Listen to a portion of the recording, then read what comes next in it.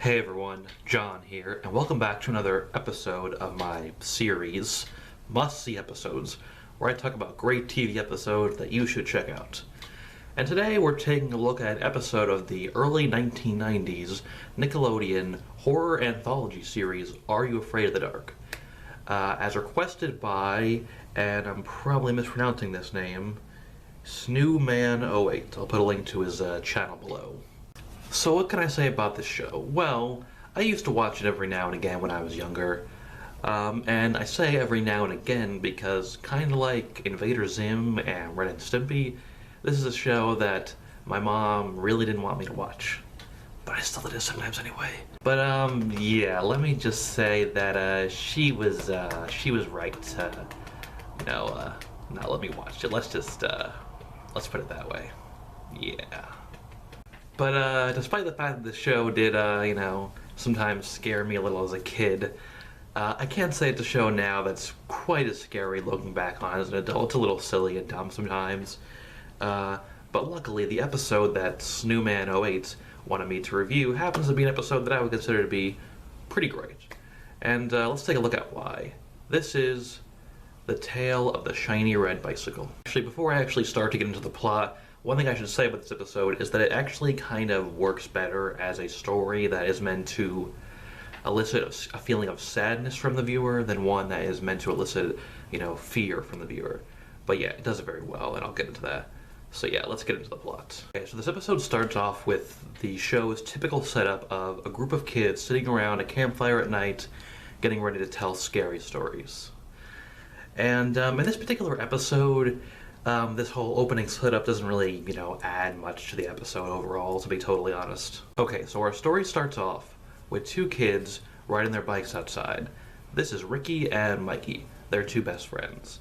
And the tone here is established, well by the background music, which suggests that the feeling that we're supposed to, feel in this scene is a happy one, which will contrast interestingly with what we're about to see in about a minute. So Mike and Ricky stop at a bridge to just kind of hang out, take a breath, and take a look at the water, down below them. And we get here a little bit of taste of some back and forth dialogue between the two. And, it kind of demonstrates one thing that I really like about this episode is that it does a pretty good job of, showing how, kids talk in a realistic way. Something that, a lot of movies and TV shows don't always do. That'll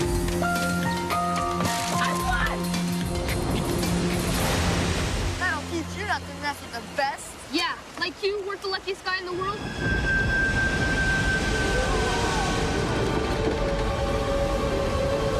Just a couple more weeks. I'm psyched. Yeah, my dad's thinking of farming my reel and cleaning it this weekend. Maybe this year I'll teach you how to catch a bass. Yeah, right. Maybe you should learn how to bait your hook without bring it through your finger first. Then this happens. I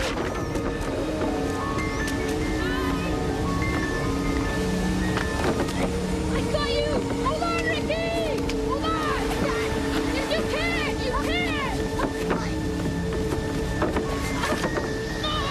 So yeah, this is a very emotional moment, and one thing that it does very well is that it makes a very good usage of, the slow motion effect, which is one that I find can often kind of be overused, used poorly, unnecessary, stuff like that.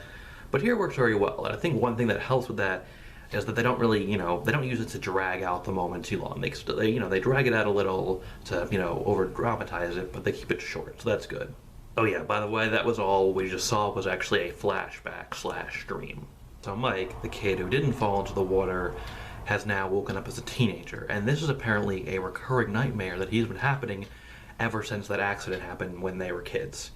And another thing is that even after all these years, Mike is still basically blaming himself for Ricky's death. Even though, he, as we saw, he did, try to save him from falling, and, he was just a kid. I mean, how much can you expect a kid to do in, like a moment's notice like that? Now, I like the way this is all written because it's written in a way that's very, believable, because according to what I've read, this is, a very kind of realistic portrayal of this sort of thing, because oftentimes when these kind of tragedies happen in real life, people do have a tendency to blame themselves, even if that's irrational.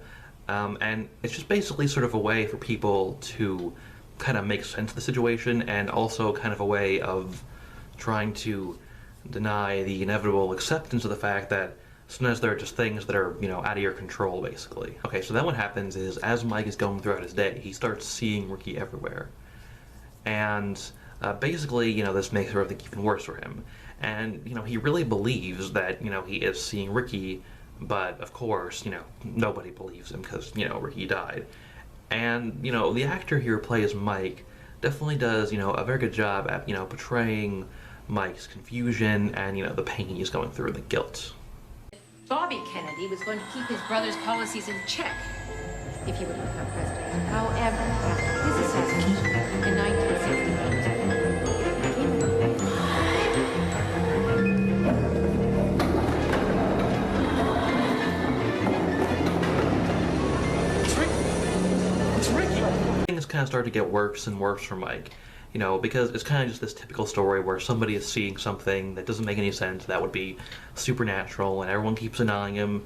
Yeah, I mean, this aspect of the plot here is definitely not the most original thing in the world, but it's still done in a way that's, done well.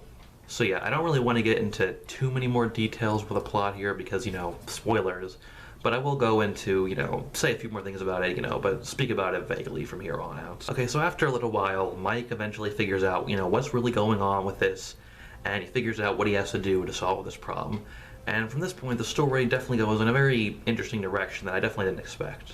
So we get some very interesting stuff towards the end of the story. There's kind of some interesting sort of development that goes on with the relationship between Mike and his little brother Ben, who I didn't mention before, but yeah, he has a little brother. Also, the story kind of starts to get actually very suspenseful and interesting towards the end.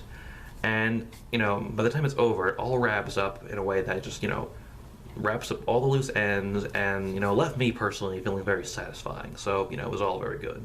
So yeah, overall, I definitely recommend checking this episode out.